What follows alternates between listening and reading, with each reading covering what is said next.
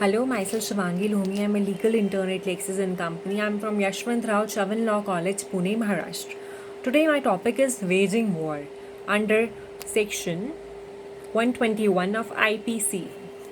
Waging war means an attempt to fulfill any purpose of public nature by the means of violence. Such a war occurs when several people rise and assemble against the state in order to attain any object of public nature by force and violence.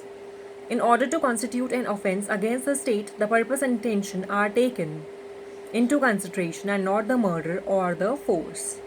Waging war against the government of India. Section 121 to 123 of Code deals with waging war against the government of India. Here, the phrase government of India is used in a much wider sense. That is, to imply the Indian state which derives the right and power of authority from the will and consent of its people.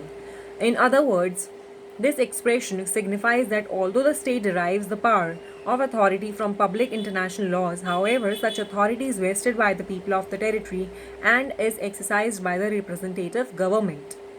Under Section 121, the following are considered as essentials of the offences as they need to be proved in order to constitute an offence for waging war against the government of India.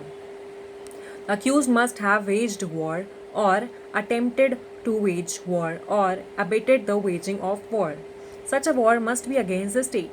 The punishment under this section includes either life imprisonment or the death penalty. Fine can also be imposed in certain cases. The word whoever is used in a broader sense and is not only limited to the people who owe loyalty to the established government. Even the Supreme Court of India is unable to justify if the foreign nationals who enter into the territory of India for the purpose of disrupting the functioning of the government and de-establishing the society should be held guilty or not. For instance, in the case of Mumbai terror attack, the first and the primary offence committed by the appellant and other conspirators was the offence of waging war against the government of India. The attack was by foreign nationals and aimed at Indians and India. The purpose of this attack was to accelerate communal tensions, affect the financial situations of the country, and most importantly, to demand India to surrender Kashmir. Therefore, under Section 121, 121A, and 122 of the Code, the appellant was rightly held guilty for waging war against the government of India. Waging war. The phrase waging war must be understood in the general sense and can only mean waging war in the manner usual in war. It doesn't include overt acts like collection of men, arms, and ammunition. Also, in the international sense, the inter-country war involving military operations between two or more countries is not included under this type of war.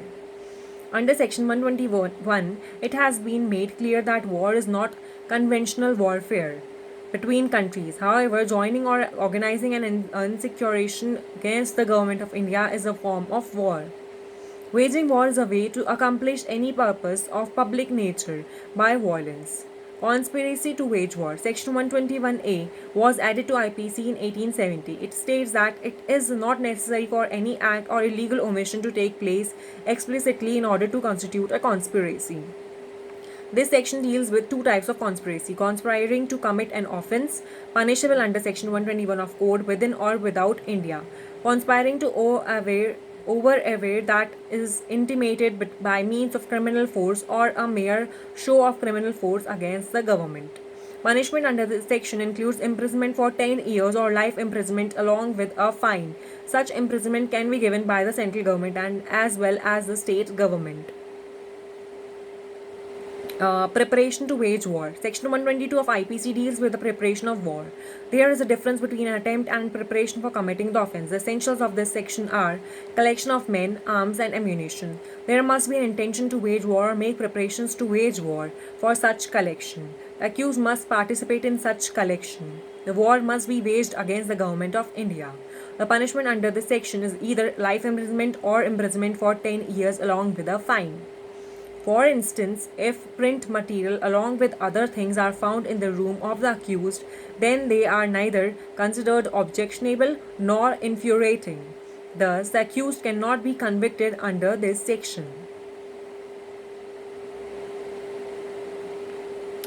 This video doesn't solicit any types of promotion or advertisements as per the guidelines of Bar Council of India. and the sole purpose of this video is for education purposes only. Please like, share and comment on my video and do subscribe this channel. Thank you so much.